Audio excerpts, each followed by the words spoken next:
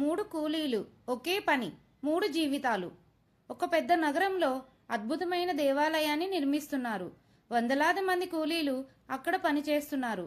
ఒకరోజు ఓ వృద్ధుడు ఆ నిర్మాణ స్థలానికి వచ్చాడు. అతనికి ఒక సందేశం వచ్చింది.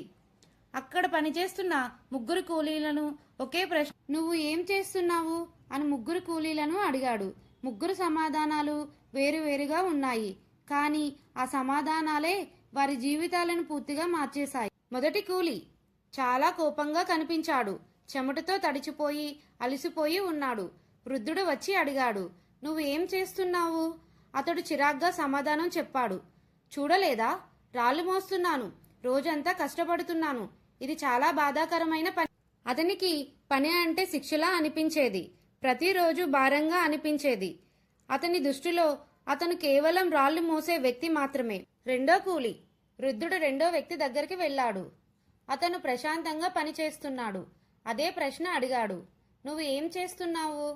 అతడు నవ్వుతూ సమాధానం చెప్పాడు, నా కుటుంబం కోసం డబ్బు సంపాదిస్తున్నాను, నా పిల్లలను చదివించాలి, అందుకే పని చేస్తున్నా. అతనికి పని మీద ప్రేమ లేకపోయినా తన వెనుక ఉన్న కారణం తెలుసు, అందుకే అతను మొదటి కూలీలా బాధపడలేదు.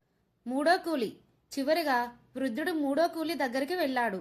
అతని ముఖంలో ఉత్సాహం కనిపిస్తుంది. అదే పని చేస్తున్నాడు, అదే రాళ్లు మోస్తున్నాడు, అదే ఎండలో ఉన్నాడు, కానీ అతని కళ్ళల్లో వెలుగు ఉంది.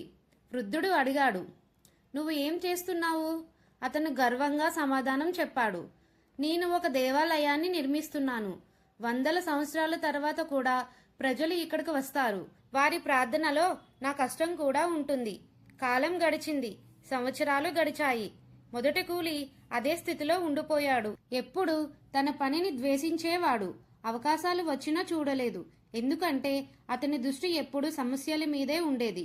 రెండో కూలి తన పిల్లల్ని బాగా చదివించాడు, కుటుంబాన్ని బాగా చూసుకున్నాడు, మంచి జీవితాన్ని గడిపాడు. మూడో కూలి మాత్రం వేరే స్థాయికి వెళ్ళాడు. అతడి అంకిత భావం చూసి అతన్ని సూపర్ మేనేజర్గా చేశారు. తర్వాత మేనేజర్గా ఎదిగాడు, ఎందుకంటే అతడి పని మాత్రమే చేయలేదు, ఒక లక్ష్యాన్ని చూశాడు. ఒకరోజు ఆ దేవాలయం పూర్తయింది. వేల మంది అక్కడికి వచ్చారు. ప్రజలు ఆ నిర్మాణాన్ని చూసి ఆశ్చర్యపోయారు. అప్పుడు ఒక వృద్ధుడు ఇలా అన్నాడు, ఈ దేవాలయాన్ని రాళ్ళు నిర్మించలేదు, గొప్ప ఆలోచన నిర్మించింది. అందరూ ఆశ్చర్యపోయారు.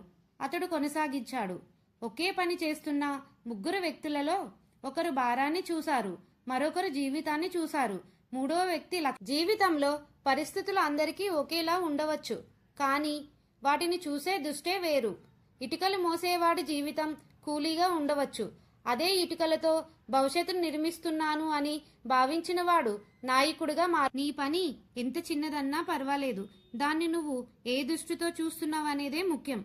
పని చేసే చేతులు అందరికీ ఉంటాయి, కానీ లక్ష్యాన్ని చూసే కళ్ళు కొందరికే ఉంటాయి. నువ్వు కేవలం పని చేస్తున్నావా, లేక నీ భవిష్యత్తు నిర్మించుకుంటున్నావా? విజయం అనేది నువ్వు ఏం చేస్తున్నావో అన్న దానిలో లేదు, నువ్వు దాన్ని ఎలా చూస్తున్నావో అన్న దానిలోనే ఉంది. ఈ వీడియో మీకు నచ్చినట్లయితే లైక్ చేసి మీ ఫ్రెండ్స్కి షేర్ చేయండి. ఇలాంటి మరిన్ని మోటివేషనల్ వీడియోస్ కోసం మా ఛానల్ని ఇప్పుడే సబ్స్క్రైబ్ చేసుకోండి. Thank you.